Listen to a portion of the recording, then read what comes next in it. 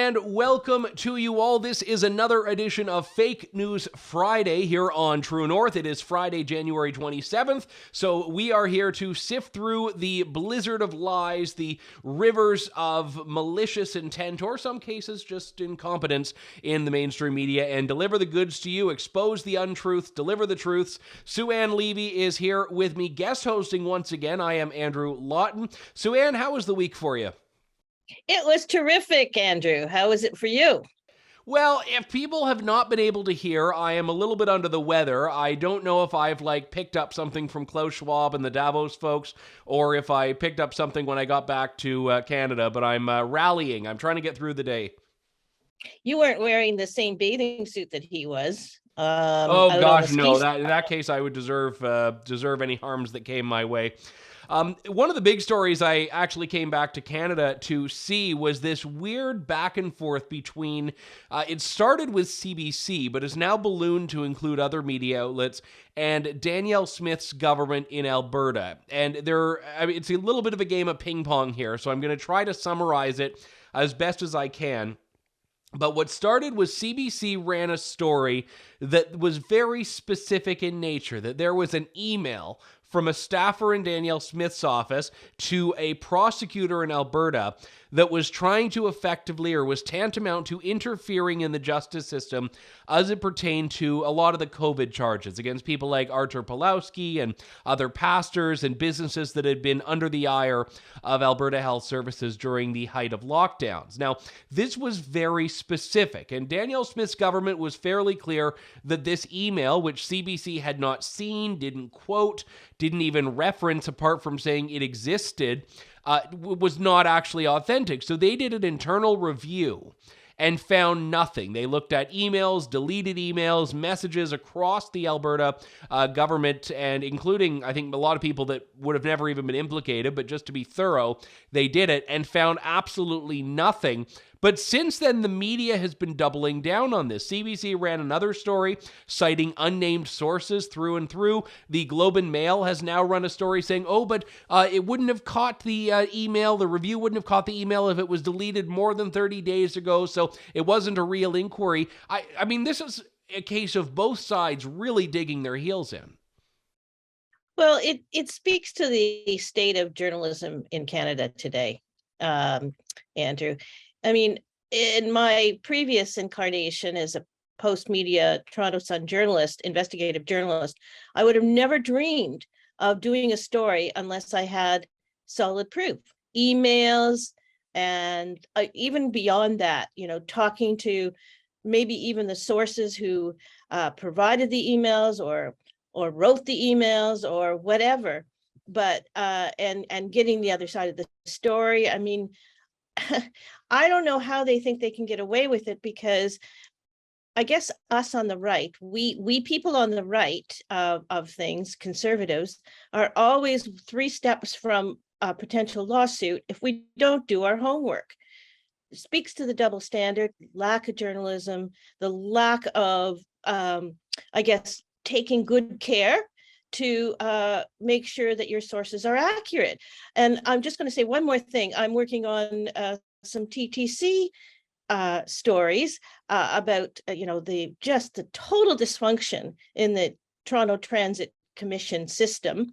And I've had a number of anonymous sources come forward to me, some of them not so anonymous, and I've insisted that they provide emails, documents, proof of what's going on before I would even dare write about it.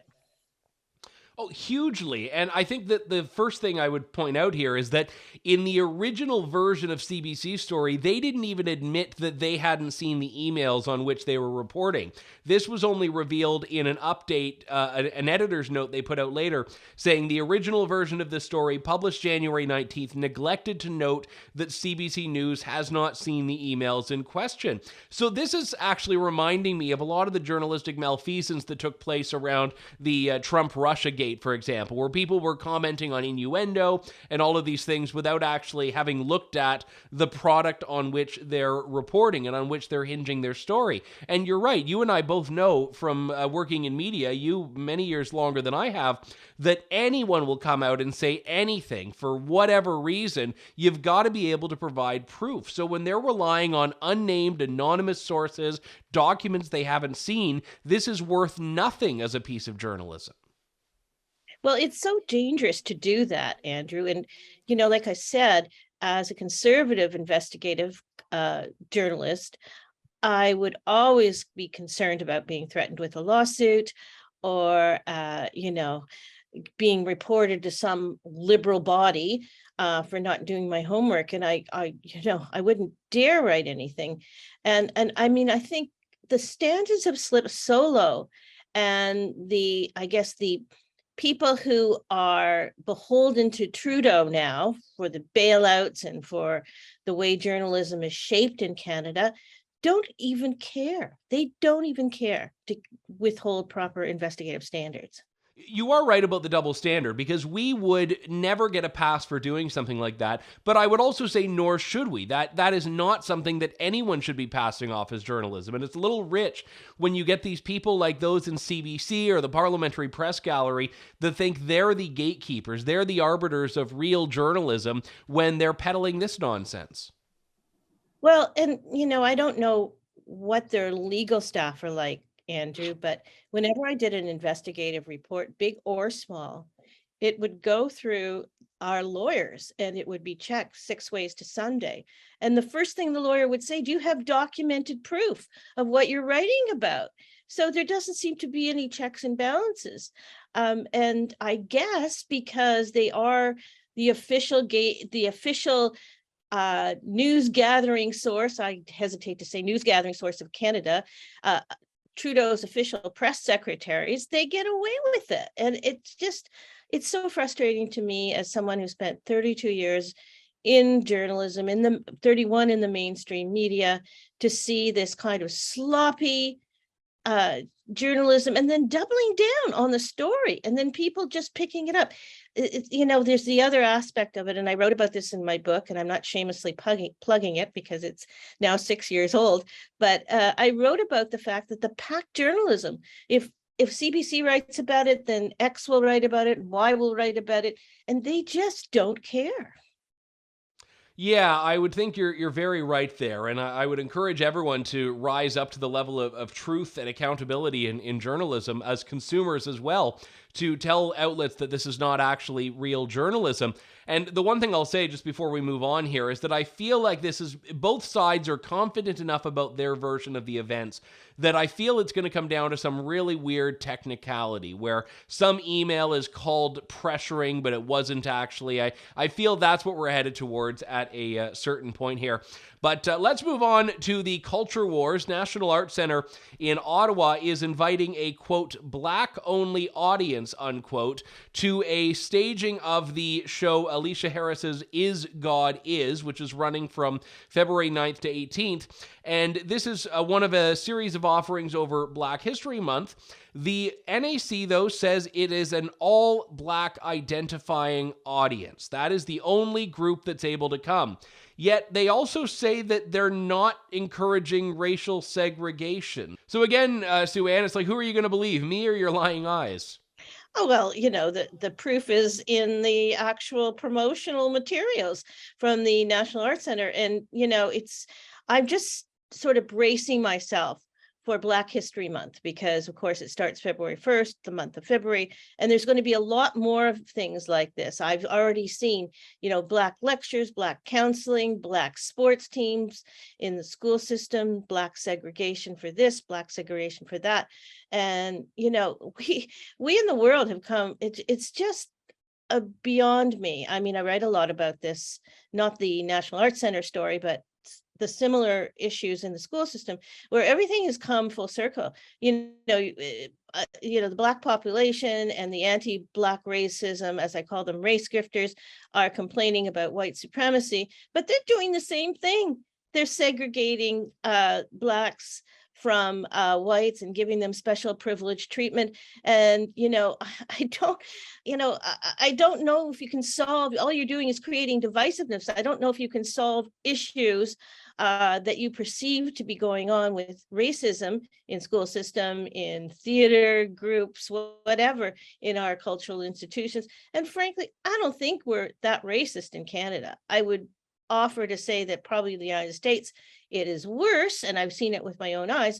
But what are we going to do next, Andrew? Are we going to have gay and lesbian only nights, or Jewish only nights? Only I can go and see a movie about, or a theater performance about the Holocaust? I mean, the other thing is, and I'm sorry because I feel very passionate about this, how can we as a society learn about the way Black population is feeling and what they went through if we're being shunned or banned from seeing the very things that they're trying to use to educate us? I mean, it seems rather ironic or hypocritical. I don't understand it at all. I think that's a hugely important point. And setting aside for a moment whether it's right to include or exclude based on race, it's certainly counterproductive to them, because now, anyone who is the type of non-Black person that would be going to this? It would be someone who wants to go in with an open mind, with an open heart, and actually hear different perspectives. So to exclude that person because they're not Black identifying makes no sense whatsoever. But we have to also talk about Black identifying. So now we're seeing the transification of race, because I remember a few years ago when everyone mocked Rachel Dolezal for deciding that she identified as Black, and now you can identify as Black if you really want to get into the movie screening. Like, how can we now suggest that race is so malleable as to just be something that is subject to self-declaration? Well, same holds true for the whole trans issue. You can put on a dress and a really cheap wig and huge prosthetic breasts, and you can say, now that you're a woman, you deserve special treatment, even though you're biologically a male. And this is the whole argument that we're having now in Canadian society. And I don't know, if I walked into the NAC and I said, I identify as Black, I have Black genes, I took 23andMe, the test, and I'm 10% Black according to them. Do you want to see the results of the test? Not that happened, of course, but is that the way they're going to decide who can watch this and who can't? Or do you just have to come in with Black face or Black skin? Notice I got the Black face in. Yeah, I find it to be very offensive, and we are working now towards this idea that goes against everything I was ever told about race growing up, which is that the goal is that we have this colorblind society where people have their own identities, but we aren't saying that you can only go here if you're this race and only go there if you're that race, and we aren't siloing off communities so that they aren't engaging with each other. I mean, if we do have a racism problem in society, either at a systemic level or just at an individual level, the way you break through that is not by separating everyone. Well, and it's happening in the States too, because I interviewed somebody last year, a Black mom of two girls, and they had segregated assemblies in their school before she pulled them out of that school. I mean, it reminds me of going to the back of the bus, or Jews are not welcome at certain country clubs. It's like I said, we've come full circle, and that's not going to solve our problems. It's going to make the country extremely divisive. And I hope the pendulum swings back at some point, because it's just, insanity. Well, we always like to end things on a bit of a lighter note here. We've talked about Black identifying. What about husband identifying? What about trans husbandry? Not that being a husband is what husbandry is, so just forgive that for a moment. Vicky Bachama in the Globe and Mail says, it seems great to be a husband, so why can't women be husbands too? Her argument seems to be that there's this whole realm of so-called trad wives, typically women in their 20s, their 30s, their 40s, who want to make their men sandwiches and give them a foot rub on the couch and serve them a cold beer and all of that. And she says, you know what? It sounds like being a husband is great. She wants in on the action. Why should men be able to have all the fun? Now, Sue-Ann, not to, typecast you here, you have a husbandless marriage, though. So you seem to be fine without a husband. We are doing just fine. And when people ask, we've had people ask us, who's the husband and who's the wife? And we find that very offensive. We're equal opportunity. We share responsibilities. Denise has certain strengths. I have certain strengths. But to me, this whole column, this whole idea of becoming a husband is like going back to the Stepford wives of the 50s and 60s. What woman today is, not in an equal partnership? I don't know of any myself. We've certainly made it work very, very well as two females.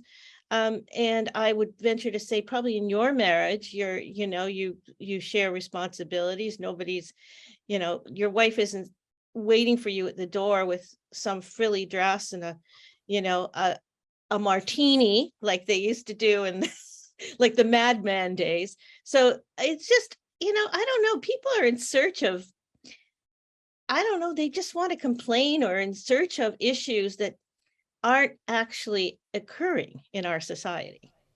Well, yeah, I think that's the point, because she's taking aim at gender roles, but I also don't think that I think it's a straw man in the sense that I don't think there is this widespread gender role dynamic that she's describing taking place at the level that she seems to suggest it is. And if there is in individual marriages, and I know there is, a case of people finding that this traditional role system works for them, then who cares? If there are women that are happy just becoming, for lack of a better term, as you say, Stepford wives, if there are women that like that and it works for the men, then fine. But I think she's taking aim at a problem that doesn't actually exist.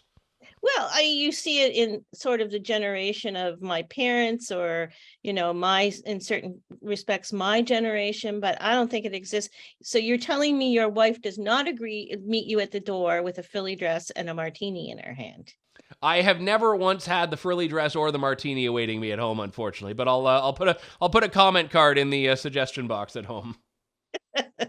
Well, I like I said, it's an issue in search of, or a non-problem in search of an issue. It's people just don't know what to write about anymore, and there is plenty if you actually cover the crazy things that are going on in the world, as we well know. Yeah, that's the thing. I mean, there are enough real problems. I don't feel we need to manufacture them. But you know what, Vicky? If you want to be a husband and have someone dote all over you, then have at it. I am not going to judge you if it works for you. But I can tell you that is not exactly what being a husband looks like. We've got to end things there. Sue Ann Levy, thank you as always. I'm Andrew Lawton. We will talk to you all next week on Fake News Friday. Have a great weekend.